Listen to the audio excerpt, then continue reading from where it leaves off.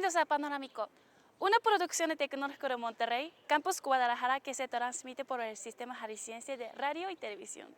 Mi nombre es Yomi Wood, soy estudiante de la carrera de Ciencias de la Comunicación. Hoy estará con nosotros el doctor Daniel Lemus, un especialista de Relaciones Internacionales. El tema a tratar son los elementos que forman el gobierno y economía de China.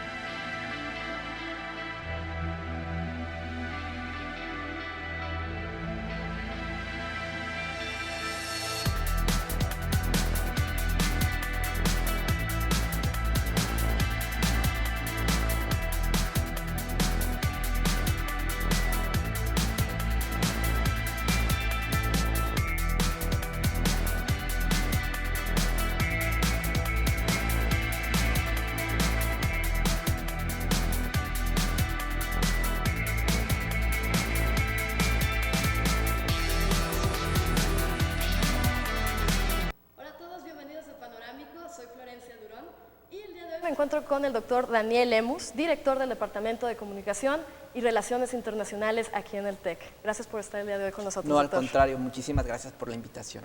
Bueno, estamos aquí para hablar sobre China, el cual es un país muy grande, muy extenso, hay mucho que comentar. Pero vamos empezando con la economía. ¿Le parece, doctor? Sé que China es el número 2 en cuanto a la economía más grande del mundo.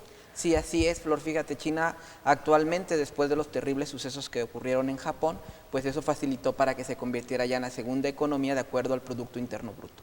El cual es de miles de billones de dólares, tengo entendido. Sí, como todo lo chino, en realidad, cuando pensamos en China es pensar en una inmensa nación. Por ejemplo, pensemos en la población, estamos hablando de 1.360 millones. Esa cifra no nos dice nada si no la comparamos con el tamaño de la población en nuestro país, que supera los 110 millones, solamente considerando que en el caso de China, su territorio es aproximadamente 4.5 veces más grande, pero la población es prácticamente 11 veces más grande. Excelente. Y doctor, ¿cómo es que China llegó a convertirse en un país tan competitivo en cuestión de economía?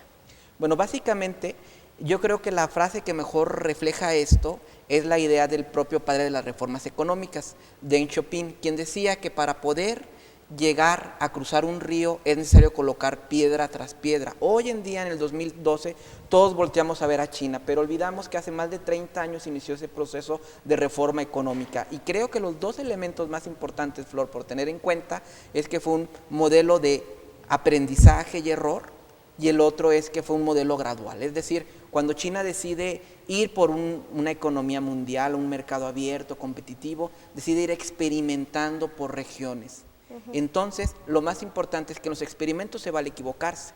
Lo importante siempre es tener puesta la mirada más allá donde uno quiere llegar, ¿no? Los chinos hace 30 años se propusieron avanzar como un país económicamente importante y han hecho una serie de diferentes experimentos que hoy los ha situado en el lugar donde están.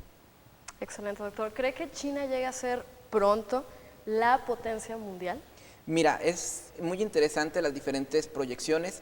Definitivamente nada está escrito en la historia, pero algunos de los analistas más importantes sugieren que para el 2025 o el 2030 China, el tamaño de su economía va a ser del mismo tamaño que la estadounidense.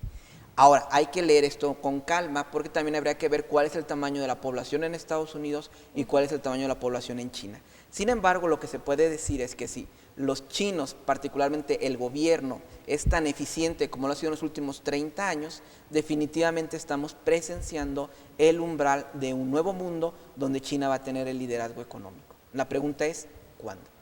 Claro.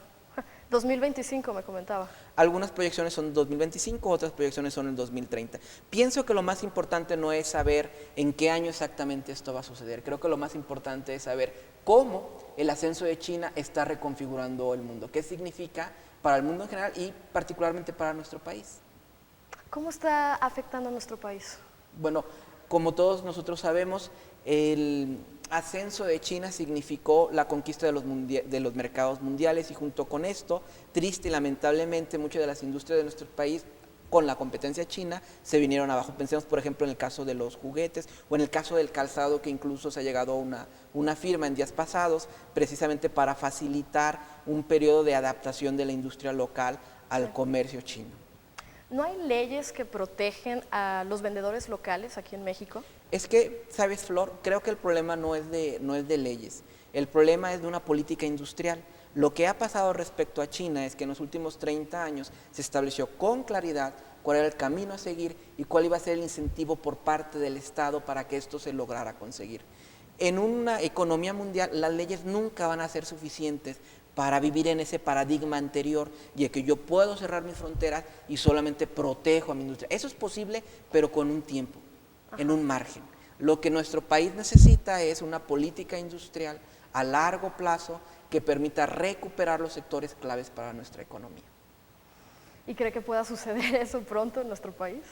Bueno, más que creer si puede suceder pronto o no, también habría que buscar cómo los chinos lograron hacer esto y qué experiencias nosotros podemos recuperar del modelo chino, que además no es un modelo totalmente nuevo, se inspira, por ejemplo, el proceso de modernización primero de Japón y después de los tigres asiáticos. Y darnos cuenta, sobre todo nosotros, ciudadanos comunes y corrientes, que a lo mejor no participamos en las decisiones de la política económica de un país, damos cuenta que el primer paso es tener una visión a largo plazo, con una visión de complementariedad de nuestras actividades, buscando socios estratégicos que nos permitan avanzar en nuestro propio camino de desarrollo. Excelente. ¿Qué le falta hoy a China para ser una potencia mundial? Bueno, definitivamente China tiene muchos retos por delante y cada uno de ellos los podemos ir analizando, pero por mencionar los más importantes es la cuestión energética. China está ávida de recursos energéticos y cada vez los tiene que importar más, empezando por el petróleo. Por supuesto también el impacto al medio ambiente, que es un desafío formidable el que tiene China. Si los chinos adoptan, por ejemplo, la pauta de consumo que los estadounidenses tienen respecto al consumo de energía, por ejemplo, se necesitarían al menos 3 planetas tierras para poder abastecer una pauta de consumo igual con el número de chinos que tienen hoy en día. Entonces, el problema energético está muy grande y por supuesto también el dilema en cómo el crecimiento económico apuntalará o no al actual sistema político. En otras palabras, cómo el triunfo del individuo puede o no seguir viviendo en un gobierno autoritario como es el gobierno chino. Por supuesto. Tenemos que ir a una pausa y cuando regresemos vamos a platicar más sobre el gobierno chino, sobre el comunismo y la calidad de vida que tienen por allá. Vamos a una pausa y regresamos.